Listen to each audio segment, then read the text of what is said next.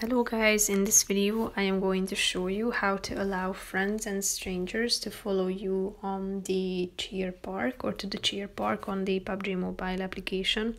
But first I just want to mention, don't forget to subscribe to my channel, because at 10,000 subscribers I am going to show you my whole YouTube revenue statistics and growth strategy, how to make money online. Now let's jump into it. First of all, open the application on your phone.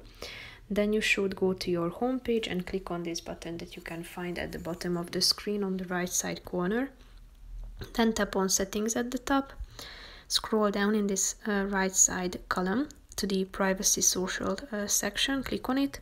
Scroll down until you can find the allow friends to follow me to cheer park in this first column, as you can see.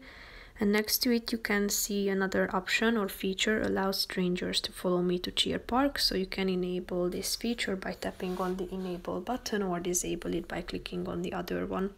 So basically that's it for this video guys. See you in the next one. Bye bye.